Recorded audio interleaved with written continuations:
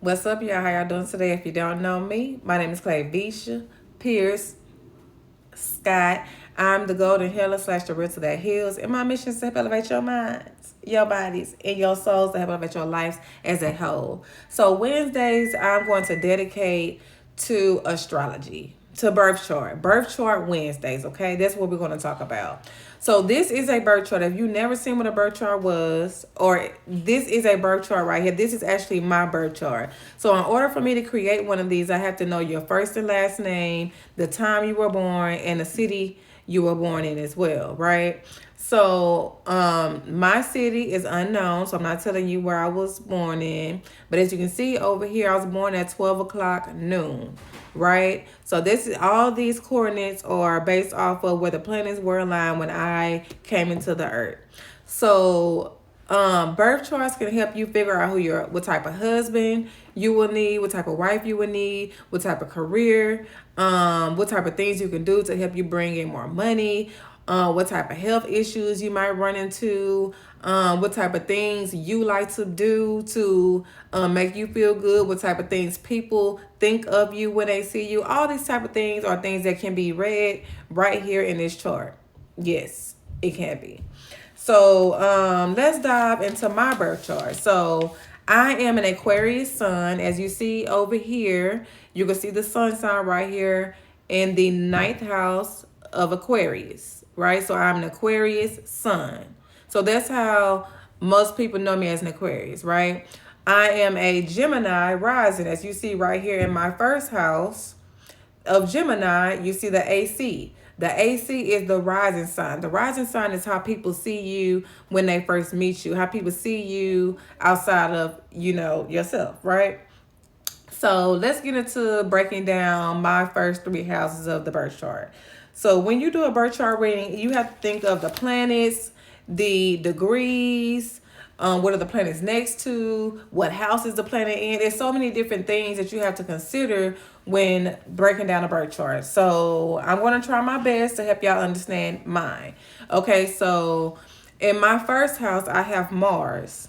So for women, Mars will tell you what type of man, what type of husband you would like. So as you see, the type of man or husband that will attract me will be a Gemini type of man, a man that likes to communicate, a man that is very creative, a man that likes to try different things, things like that.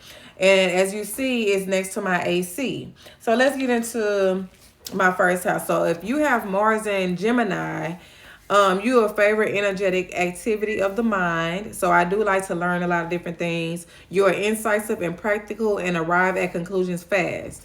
My problem is you might lack force of will. You might hesitate and might think of things to delay you. You know what I'm saying? And that is something that I've been working through.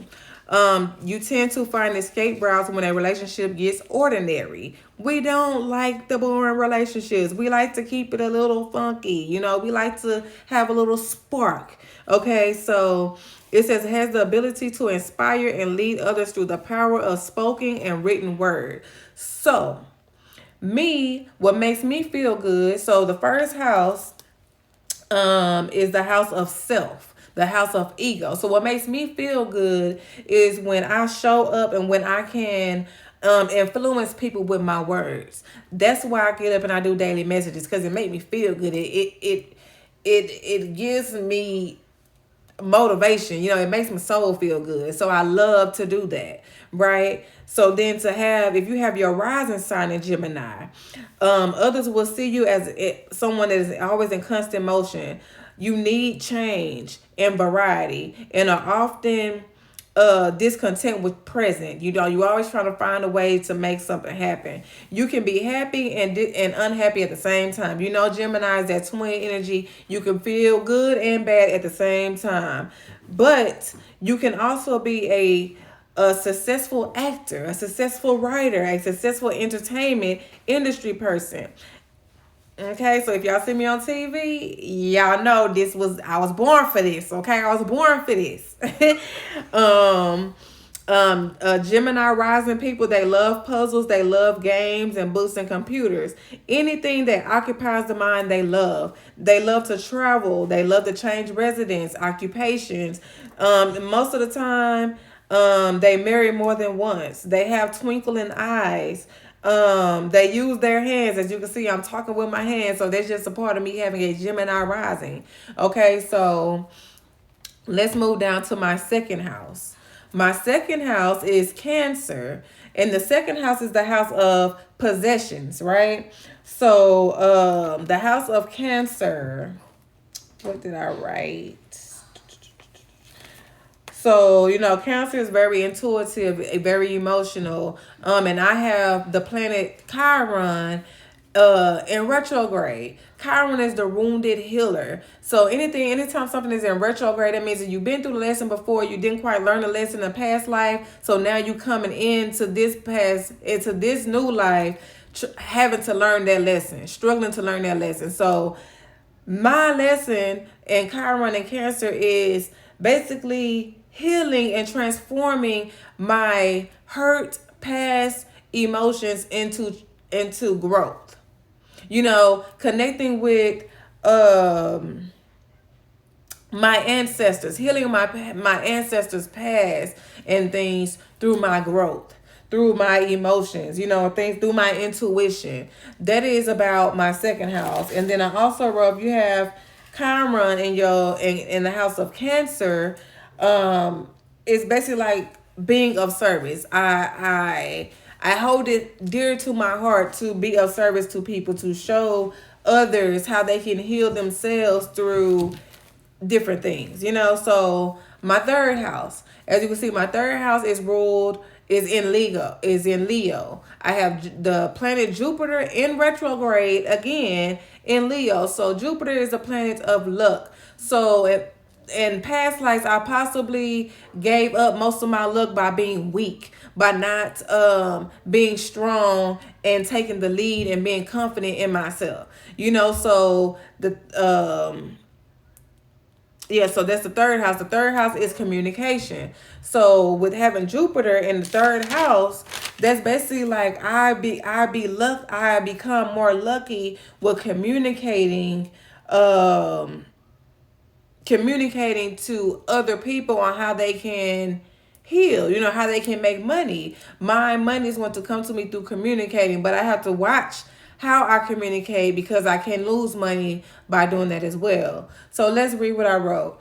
Third house of communication, having Jupiter in Leo, look to keep busy with a variety of intellectual interests. So you see, my mind is always busy. Your mind wants to know more. Travel is beneficial for pleasure and profit. Curious and open to new experiences. The bad thing is restless, relentless. I don't really like to rest. So people that have Jupiter in Leo in their third house, they like to move around. They don't really like to rest. They like to get things done. They feel like they have a mission. And you're well suited for theater, television. There we go again. So if y'all see me on TV, y'all see me. Leadership, we like to think big.